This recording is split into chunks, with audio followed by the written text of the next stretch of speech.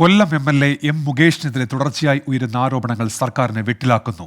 ലൈംഗികാരോപണം ഉയർന്നിട്ടും cinema നയരൂപീകരണ സമിതിയിൽ M. Mukesh തുടരുന്നത് പ്രതിപക്ഷം ചോദ്യം ചെയ്ത് കഴിഞ്ഞു. കോൺഗ്രസ് മുകേഷിന്റെ രാജി ആവശ്യപ്പെട്ട് പ്രതിഷേധങ്ങൾ തുടരുകയാണ്. കോൺഗ്രസ് ലീഗൽ നേതാവ് വി.എസ്. ചന്ദ്രശേഖരനെതിരെയും ഇന്ന് മീ ടു ആരോപണം ഉയർന്നു. ചലച്ചിത്ര അക്കാദമി ചെയർമാൻ സ്ഥാനത്ത് നിന്ന് രഞ്ജിത്തിന്റെ രാജി വൈകിയത് സർക്കാരിനുണ്ടാക്കിയ പ്രതിച്ഛായ നഷ്ടത്തിന് പിന്നാലെ സർക്കാരിനെ കൂടുതൽ പ്രതിരോധത്തിലാക്കുന്നതാണ് നടനും CPIM എം.എൽ.എയുമായ മുകേഷിനെതിരെ തുടർച്ചയായി ഉണ്ടാകുന്ന ആരോപണം. നടി മിനു മുനീറാണ് ഇന്നും മുകേഷിനെതിരെ ആരോപണമുന്നയിച്ചത്.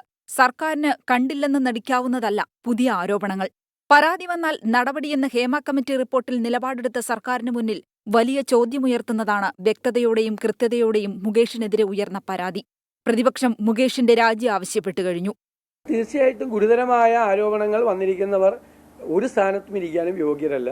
അവർ അത് രാജിവെച്ച് ഒഴിയുന്നതാണ്. അപ്പോൾ രണ്ടുപേരും രാജിവെച്ചല്ലോ. ആരോപണങ്ങൾ വന്ന രഞ്ജിത്ത് ചലച്ചിത്ര അക്കാദമി ചെയർമാൻ സ്ഥാനം രാജിവെച്ചു. സിദ്ദിഖ അമ്മയുടെ ജനറൽ സെക്രട്ടറി സ്ഥാനം രാജിവെച്ചു. ആ മാതൃക സ്ഥാനങ്ങളിലിരിക്കുന്നവർ പിന്തുടരുന്നതായിരിക്കും നല്ലത്. രാജി വേണ്ടെന്ന് CPIM തുറന്നു പറയാൻ തയ്യാറാകാത്തത് മുന്നണിക്കുള്ളിലെ പ്രതിസന്ധിയുടെ സൂചനയാണ്. ക്ലാരിറ്റി നിങ്ങൾക്കില്ല പറഞ്ഞല്ലോ. അതിനെപ്പറ്റി ചർച്ച കൂടാതെ CPIക്ക് പറയാൻ പറ്റില്ല. രാജി ആവശ്യപ്പെട്ട് പ്രതിപക്ഷ യുവജന സംഘടനകൾ മുകേഷിന്റെ കൊല്ലത്തെ വീട്ടിലേക്ക് ഇന്നും മാർച്ച് നടത്തി.